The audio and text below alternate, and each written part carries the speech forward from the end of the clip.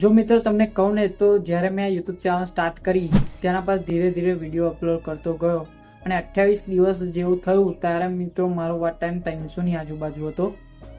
પછી મિત્રો 30-31 દિવસ થયા એટલે મિત્રો એકદમ મારો વોચ ટાઈમ અને વ્યૂઝ બંને ઘટવા લાગે. મને થયું સાલું એક વર્ષ પણ પૂરું નથી થયું અને મેં પણ કઈ ભૂલ નથી કરી, તો પછી कुछ न कुछ तो गड़बड़ जरूर है. આ પ્રશ્ન મિત્રો તમારી સાથે પણ બન્યો હશે. તમે પણ ચેનલ સ્ટાર્ટ કરી હશે અને જેવા 28 દિવસ થયા હશે તો તમારો જે પણ વોચ ટાઈમ હશે પછી 30-31 દિવસ પછી ઘટતો ગયો હશે.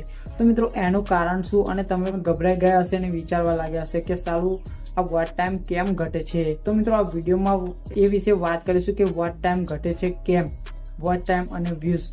તો પહેલા મિત્રો વિડીયોને એક લાઇક કરી દેજો અને ચેનલ પર નવા હોય તો ચેનલને સબસ્ક્રાઇબ કરવાનું ભૂલતા નહીં, જેથી મિત્રો તમને ગુજરાતી ભાષામાં માહિતી મળતી રહે. તો મિત્રો ચાલો આપણે સમજીએ મોબાઈલની સ્ક્રીન પર.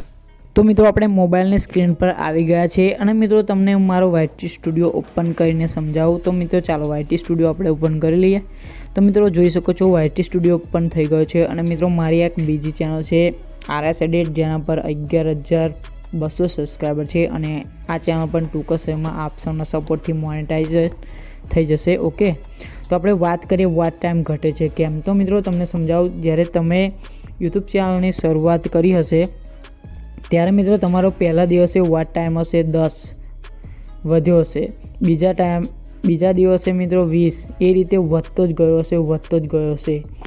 પરંતુ મિત્રો જેમ એક મહિનો થયો હશે તેમ અહીંયા તમારો વોચ ટાઈમ ઘટવાની શરૂઆત થઈ ગઈ હશે. કારણ કે મિત્રો અહીંયા તમે જોઈ શકો છો લાસ્ટ 28 દિવસનું તમને એનાલિટિક્સ બતાવે છે, એટલે કે છેલ્લા 28 દિવસનું અહીં વોચ ટાઈમ તમને બતાવે છે. તો મિત્રો સમજી લો, અહીંયા 175 કલાક છે મારા, બરાબર, લાસ્ટ 28 દિવસના. હવે 28 દિવસ એટલે જ્યારે તમે શરૂઆત કરી હશે એટલે પહેલા દિવસે તમારો વોચ ટાઈમ હતો 10, જે અહીંયા અમેથી ઘટી જશે અને થશે 165. અને જે નવો દિવસ છે એનો તમારો જેટલો બી વોચ ટાઈમ હશે નવો દિવસ એનો તમે અહીંયા એડ થશે મિત્રો.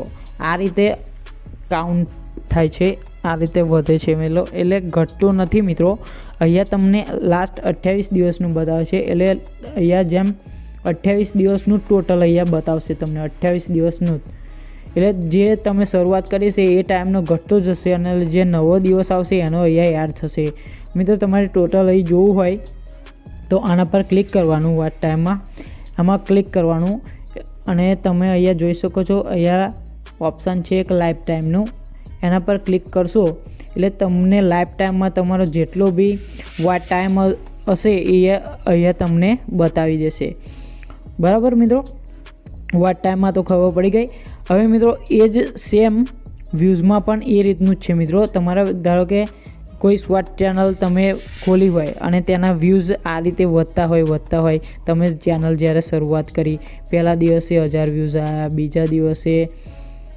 બીજા દિવસે પણ 1000 વ્યૂઝ આવ્યા, એ રીતે વધતો જ ગયો અને એકાદ મહિનો થયો હશે મિત્રો, એટલે તમારા અહીંયા વ્યૂઝ ઘટ્યા હશે. એનું કારણ કે અહીંયા 28 દિવસનું જ બતાવે છે અને અહીંયા સમજી લો મિત્રો મારા 32,000 વ્યૂઝ છે, બરાબર. તો મિત્રો તમારા પહેલા દિવસે જ્યારે ચેનલની શરૂઆત કરી ત્યારે વ્યૂઝ આવ્યા 1000.